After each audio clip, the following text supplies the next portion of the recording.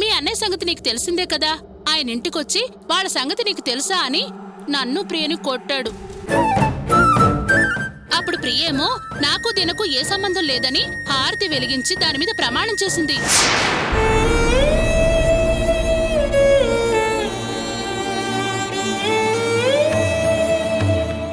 అంతటితో ఆ సమస్య తీరిపోయిందని మేమనుకుంటే ఆ గోపి ఆ విషయం అటు మావయ్యకి తెలిసిన వాళ్ళ దగ్గర, ఇటు అత్తయ్యకి తెలిసిన వాళ్ళ దగ్గర ప్రియకు దినకు ప్రేమ ఉందని తప్పుగా చెప్తున్నాడు. వాళ్ళేమో మీ చిన్నమ్మాయి ప్రియ ఎవడో జైలుకెళ్ళొచ్చిన వాడితో తిరుగుతోందట కదా అని అడగడం మొదలుపెట్టారు.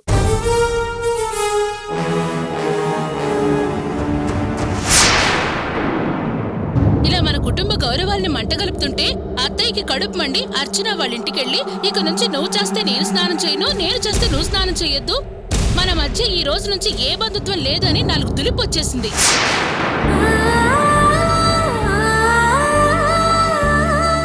అలా చేయటం తప్పని మావయ్య అత్తయ్యని తిడుతున్నారు.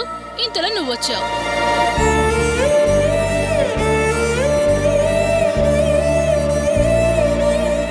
నువ్వు చెప్పే విషయం నేను నమ్మలేకపోతున్నాను వదినా. గోపి బావాల చెప్పే మంచి కాదు. నేను అదే అంటున్నానమ్మా. అతని మంచితనం మనకు తెలుసు కదా. తెలిసి కూడా ఇది ఆవేశంతో వాళ్ళ ఇంటికెళ్ళి గొడవపడి నానా మాటలనేసి వచ్చిందే. అదేమైనా కరెక్టేనా? అసలు అది పద్ధతిగా ఉందా చెప్పు. అమ్మో, అర్చన నుండి విడదీయడానికి నేను ఎంత కష్టపడుతున్నానో, ఎన్ని ప్రయత్నాలు చేస్తున్నానో నాకు తెలుసు. వీళ్ళు ఇలా వివరంగా మాట్లాడుకుంటే మళ్ళీ కలిసిపోయే ప్రమాదం ఉంది. మావయ్య, అసలు మీరు అత్తయ్య చేసింది తప్పని ఎందుకు అనుకుంటున్నారు? మన ఇంటి ఆడపిల్ల, బంగారం లాంటి అమ్మాయి ఆ గోపి నిందలేసి కనిపించిన వాళ్లతో చెప్పి మనం జనంలో తలెత్తుకోకుండా చేస్తుంటే ఏ కన్నతల్లైనా సహించి ఊరుకుంటుందా? అందుకే అత్తయ్య వెళ్ళి అలా అడిగింది. జయంతి, అసలు అతనే చెప్పాడు అనడానికి ఆధారం ఏముంది? వాళ్ళెవరో మనతో అనటమే కదా. అంత మాత్రాన నిజం తెలియకుండా మాట్లాడటం తప్పు. లేదు మావయ్య, ఖచ్చితంగా గోపియే చెప్పుంటాడు. నువ్వంత ఖచ్చితంగా ఎలా చెప్పగలుగుతున్నావు వదినా? కావ్య, ఒక విషయం బాగా ఆలోచించు. అసలు ఈ విషయం మీ అన్నయ్య చెప్తేనే కదా మాకు తెలిసింది. మేము ఈ విషయం ఈ ఇంటి ఆడపడుచువి, నీకే మేం చెప్పలేదంటే ఇప్పుడు ఈ విషయం తెలిసిన వాళ్ళం ఆ గోపి మేము, అంతే కదా? మరి అత్తయ్య మావయ్యని అడిగిన వాళ్ళకి ఎలా తెలిసింది? మీ అన్నయ్యకి చెప్పినట్టు ఆ గోపి చెప్తేనే కదా. అందుకే నేనంత ఖచ్చితంగా చెప్తున్నాను. నాకంత కన్ఫ్యూజన్ గా ఉంది. కన్ఫ్యూజన్ ఏమీ లేదమ్మా. ఒక విధంగా ఆలోచిస్తే మీ వదిన అనేది కూడా కరెక్టే.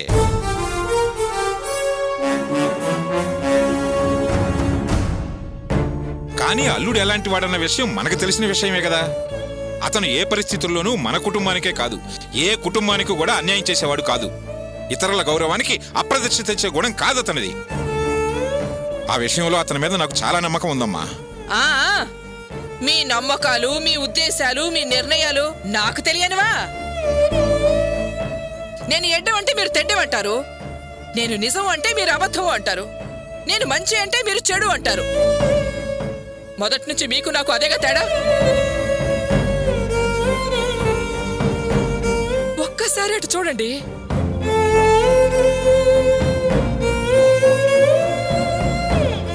మన ప్రియ మొహం చూడండి, చిన్న పిల్లండి అది. బావా బావా అని ఎంత ఆపేక్ష పడేది. అలాంటి దాని మీద ఎలా అభండాలు వేయగలిగాడండి? వాడికి ఎలా మనసు వచ్చిందంటే అర్చనకి కావ్యకి మధ్య అపార్థాలు, ఆత్మాభిమానాల సమస్య. ప్రియకి అర్చనకి అలాంటివేం లేవు కదా. ఎందుకంటే దాని మీద బురద చల్లడం, దాని జీవితాన్ని నాశనం చేయాలని చూడడం.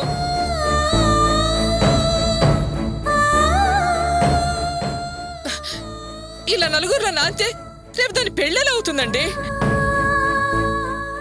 ఇలా జరిగిందటగాని నలుగురు అడగగానే నా కడుపు రగిలిపోయింది. నా కూతురు మీద నిందలు వేసేవాళ్ళు బాగుపడరండి, నాశనం అయిపోతారు, సర్వనాశనం అయిపోతారు.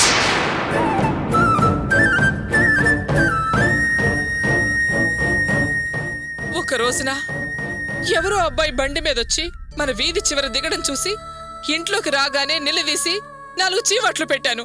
పిచ్చి పిచ్చి వేషాలేస్తే కాళ్ళు విరగొడతా అన్నాను. చదువు కూడా మానిపించేస్తా అన్నారు. పాపం ఆ రోజు నుంచి ఈ రోజు వరకు వంచిన తల ఎత్తకుండా బుద్ధిగా దాని మాననది కాలేజ్కి వెళ్ళొస్తోందిగా.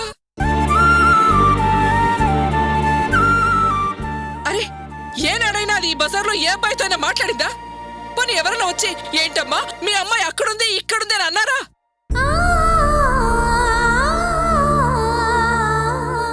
అలాంటి దాని మీద ఎంతెంత నిందలేశాడండి వాడు. నా బంగారు తల్లి జీవితాన్ని బజార్లు పడాయని చూస్తాడా?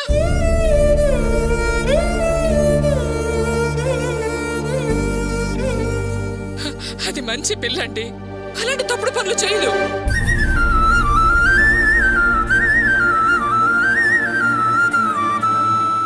అయ్యో వాళ్ళ ఇంటి పిల్లనే కదా నేను పెళ్లి చేసుకుందని ఒక చిన్న ఆలోచన వచ్చుంటే ఇలాంటి లేనిపోని మాటలు దాని మీద పుట్టించుండేవాడా? ఇలాంటి వాడితో సంబంధం ఏంటండి? వద్దు, ఇక ఈ జన్మకి లేనట్టే.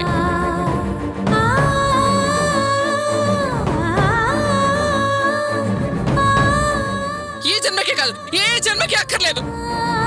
వాడేం బాగుపడతాడండి, నాశనం అయిపోతాడు, సర్వనాశనం అయిపోతాడు. లక్ష్మి, ఊరికే నోటుకొచ్చినట్టు శాపనార్థాలు పెట్టుకో. తర్వాత నిజానిజాలు తెలిసి ఇవన్నీ అబద్ధాలు అతను చేయలేదని తెలిస్తే మళ్ళీ నువ్వే నేను పాపిష్టిదాన్ని, నా కన్న కూతురుతో సంబంధాలు నా చేతులారా నేనే చెడగొట్టుకున్నాను అని బాధపడతావు. బాధపడండి, ఇంకా అస్సలు బాధపడ్డావు. ఎప్పుడైతే ఇలాంటి పని చేశాడో అప్పుడే వాడి మీద అసహ్యం పుట్టింది. ఇప్పుడు అలాగే అంటావు, రేపు మళ్ళీ నువ్వే శోకాలు పెడతావు. చూడు వరలక్ష్మి, నేను ఎందుకు చెబుతున్నానో అర్థం చేసుకో. నీ తొందరపాటు వల్ల మనం ఎన్నిసార్లు పశ్చాత్తాపడలేదు, ఎన్నిసార్లు బాధపడలేదు. నీకేడుపు అలవాటైంది, నాకు క్షమాపణలు అడగడం అలవాటైంది. చూడు, నాకు మన అమ్మాయి ప్రేమ మీద కంటే అల్లుడి మీదనే నమ్మకం ఎక్కువ.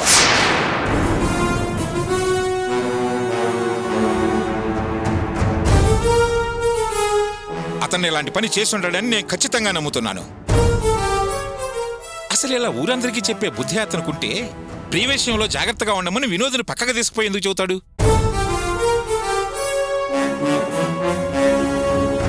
మన గౌరవాన్ని, ప్రియ జీవితాన్ని పాడు చేయాలనే ఆలోచనే ఉండవాడైతే అసలు మనకెందుకు చెబుతాడే? మీకెందుకు మావయ్య గోపి మీద అంత నమ్మకం కుదిరింది? ఇప్పుడు గోపి గతంలో లాగా అనుకుంటున్నారా? కానీ ఇప్పుడు పూర్తిగా మారిపోయాడు. పాత గోపి అనుకుంటే పూర్తిగా పొరపాటు పడ్డట్టే. ఆహా, అలాగే. అవును జయంతి, నాకు అర్థంగా కడుగుతున్నాను. నువ్వెందుకు మొదటి నుంచి నింద గోపి మీదనే నెట్టడానికి ప్రయత్నం చేస్తున్నావు? ఈ విషయం మీ అన్నయ్యకి సంబంధించిందనేగా? అయ్యో అయ్యో, ఇదెక్కడి కర్మ! పుణ్యానికి పోతే పాపం ఎదురైనట్టు నా టైం బాగోలేనట్టుంది.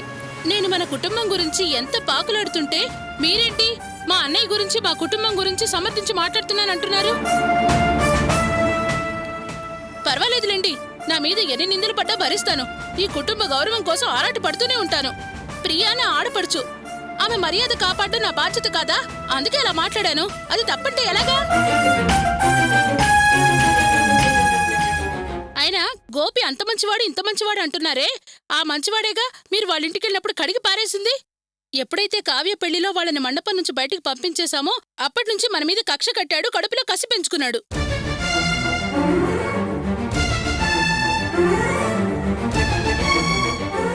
ఆ అవమానానికి ప్రతీకారం ఎప్పుడు తీర్చుకుందామని చూస్తున్నాడు.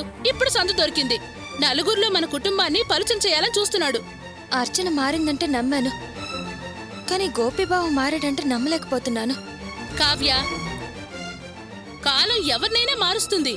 అంత గొప్ప అనుకున్న ధర్మరాజే యుద్ధంలో అబద్ధాలు ఆడలేదు. ఈ గోపి ఎంత? అయినా అమ్మ అంటే ప్రాణం అనుకునే అర్చన మారగలింది, అతను మారటానికేముంది? నాకు తెలిసినంత వరకు గోపి మారాడు మారాడు మారాడు.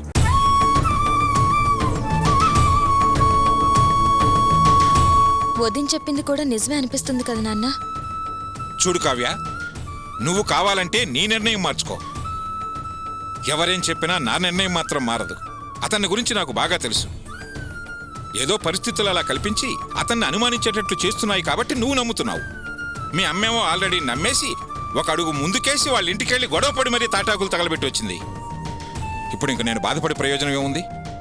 మీ అందరికీ ఎలా తోస్తే అలా చేయండి. మీరెవరు ఎలా అర్థం చేసుకున్నా కాలమే అతని మంచితనాన్ని తప్పకుండా నిరూపిస్తుంది. ఆ.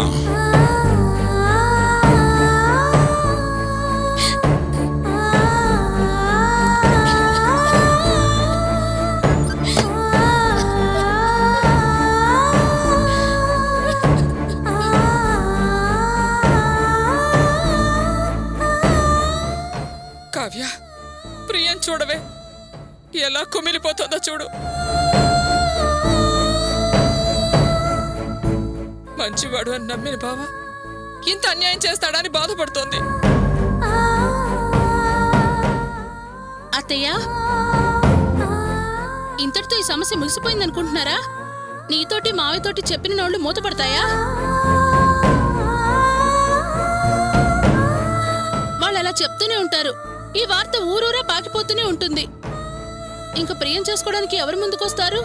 నాకెందుకో ప్రియ భవిష్యత్తును తలుచుకుంటే భయంగా ఉంది. అయ్యో భగవంతుడా, నేను ఏం చెయ్యనయ్యా? ఇటు కుటుంబ గౌరవం, అటు ప్రియ బతుకు బండలయ్యేట్టుంది. ఇంతకాలం పెంచుకున్న పరువు ప్రతిష్టలన్నీ ఒకేసారి కుప్ప కూలిపోయేట్టున్నాయి.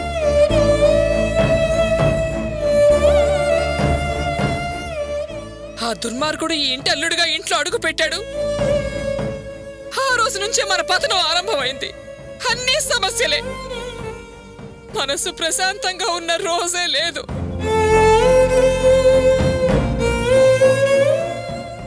పెళ్ళైన దగ్గర నుంచి అర్చన జీవితమే సమస్య. నీ పెళ్లిలో సమస్య. ఇప్పుడు దీని పెళ్లికి ముందే సమస్య తెచ్చిపెట్టాడు. అయ్యో, ఇప్పుడు నేను ఏం చెయ్యాలి దేవుడా? అమ్మా, అమ్మ ఊరుకో. అమ్మా, అమ్మ ఊరుకో అమ్మా.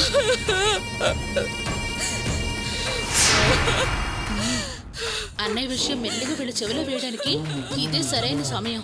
వేసేస్తే పోలే. అత్తయ్య, నాకు ప్రియ చదువు విషయం అటుంచి అర్జెంటుగా పెళ్లి చేస్తే బాగుండనిపిస్తుంది.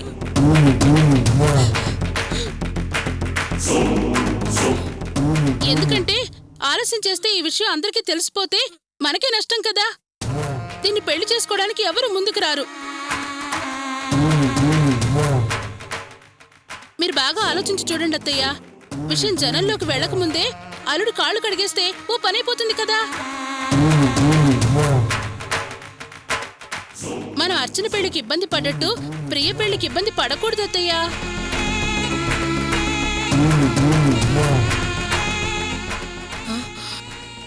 నువ్వు చెప్పేది నిజమే జయంతి.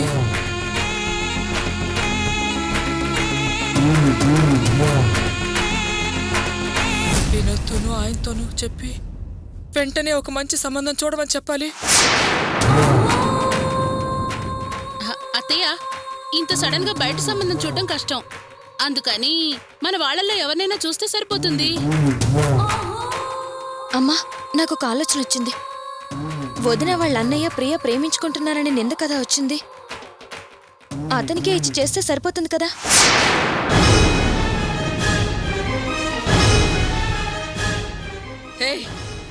ఏం మాట్లాడుతున్నావే నువ్వు? వాడు ఎంత దుర్మార్గుడో తెలుసు కదా. ఎలా ఆ మాట అనగలుగుతున్నావే? నువ్వు ఆవేశపడకమ్మా. అతను జైలుకి వెళ్ళి రావచ్చు. జైల్లో మనిషి మారచ్చు కదా, మంచివాడు కావచ్చు కదా. అతను చాలా మారిపోయాడని నేను అక్కడ ఇక్కడ విన్నాను. అందుకే ఇలా అన్నానమ్మా. నువ్వు చెప్పినట్టు దీన్ని వాడికిచ్చి పెళ్లి చేస్తే ఆ గోపిగాడు చెప్పింది నిజమవుతుంది.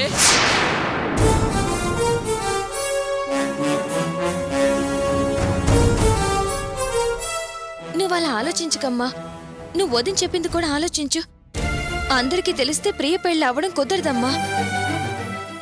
అలా అని చూస్తూ చూస్తూ ఆ దొంగకిచ్చి దాని గొంతు కొయ్యమంటావా?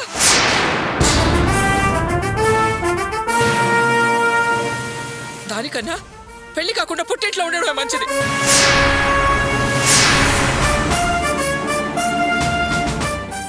అమ్మా, నువ్వు కోపంలో ఏదేదో ఆలోచిస్తూ ఇప్పుడు ఏమంటావే? ప్రియకి వెంటనే పెళ్లి చేయాలి, అంతే కదా? చేద్దాం, మంచి సంబంధం చూసి చేద్దాం, సరేనా?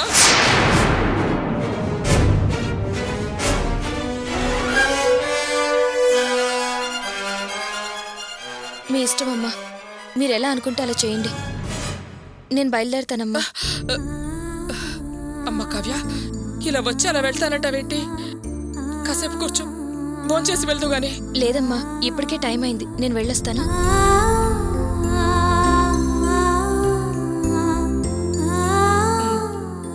జాగ్రత్తమ్మా.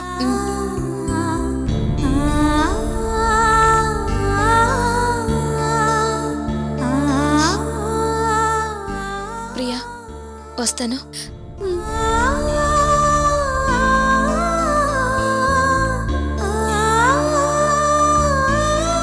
వస్తాను వదినా. మంచిది.